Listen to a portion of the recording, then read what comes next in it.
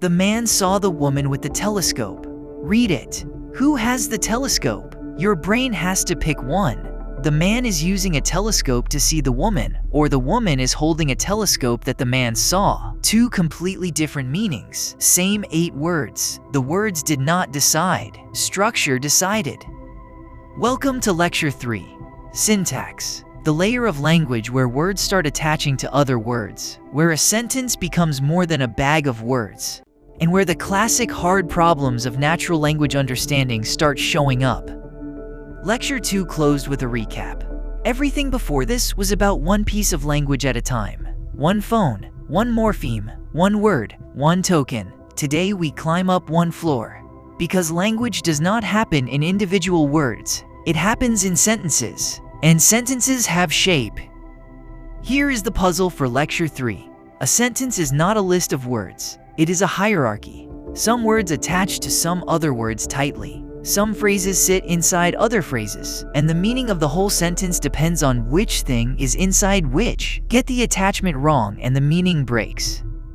Today's 3 beats. First, attachment ambiguity. How the same words attach to different parents and mean different things. Second, the tree metaphor.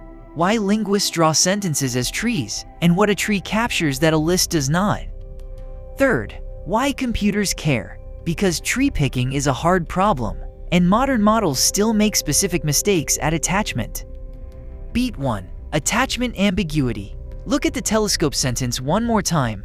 The man saw the woman with the telescope. The phrase with the telescope can attach to 2 different things. Attach it to saw. The man used the telescope to look. Attach it to a woman. She was carrying a telescope. Same words, 2 trees, 2 meanings.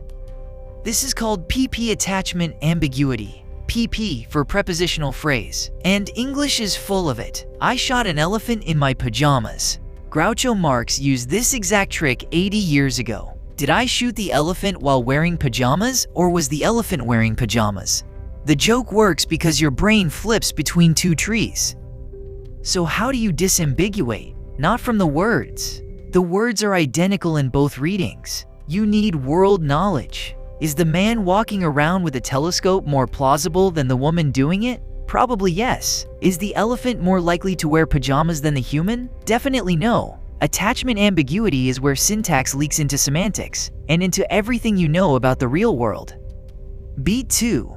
The tree metaphor. Why do linguists draw sentences as trees? Not lists, not graphs, trees. Because sentences have a specific mathematical property. They are hierarchical and nested. A tree captures both. Every branch is a phrase. Every phrase has one parent, and the whole thing bottoms out in words.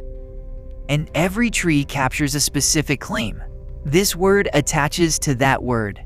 This phrase is inside that phrase. When you disagree about a sentence's meaning, often you disagree about its tree. 2 people can read the same words and draw different trees. That is what ambiguity looks like drawn out. Chomsky in 1957, in Syntactic Structures, made this the foundation of modern linguistics. The tree is not decoration. It is a claim about what the sentence actually is. 50 years later, NLP built parsers to compute those trees. And when the trees are wrong, everything above them is wrong. Beat 3. Why do computers care? Because tree picking is provably hard. For a sentence of length n, the number of possible tree structures grows exponentially, and most of them are wrong. Your parser has to pick the right one, usually with no world knowledge to lean on.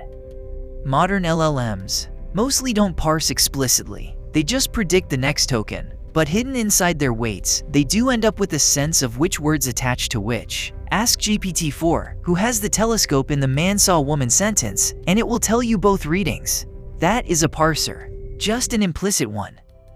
But even now, models make attachment mistakes. Long sentences with lots of prepositional phrases still break. Legal text and technical writing that stacks clauses inside clauses is where you can catch a modern model tripping.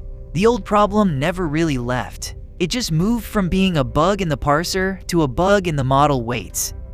3 takeaways before the quiz.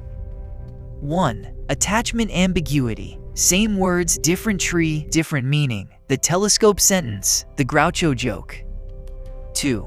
Sentences are hierarchical. Trees capture what lists cannot. Every branch is a phrase. Every phrase has a parent.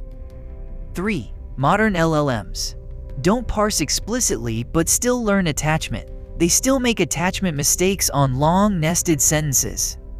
Quiz 1. What does the telescope sentence show? A. English has no ambiguity. B. Same words, different tree, different meaning. C. Grammar rules are optional. Or D. Word order alone determines meaning. B. Same words, different tree, different meaning. That's PP attachment ambiguity in one line. The words don't decide, the tree decides. And the tree usually depends on world knowledge, which is why the disambiguation always leaks into semantics. Quiz 2. Why do linguists draw sentences as trees, not lists? A trees look prettier. B. Sentences are hierarchical and nested. A tree captures both. C. Lists take more space. Or D. Chomsky picked trees at random. B. Hierarchy and nesting. A list is flat. A tree captures that some words attach to some others tightly, and some phrases sit inside other phrases. Draw it as a list, and you lose the shape. Draw it as a tree, and the ambiguities become visible. Quiz 3. How does a modern LLM handle sentence structure? A. Refuses to process nested sentences. B. Doesn't parse explicitly, but learns attachment implicitly in its weights. C. Runs Stanford parser under the hood. Or D. Requires the tree to be provided. B. Implicit parsing. Modern LLMs never output a tree, but they end up with a strong sense of which words attach to which. You can ask them about the telescope sentence, and they'll give you both readings. The tree lives in the weights, which is also where the attachment mistakes hide. Back to the puzzle. Lecture 3 walks the top of the language stack.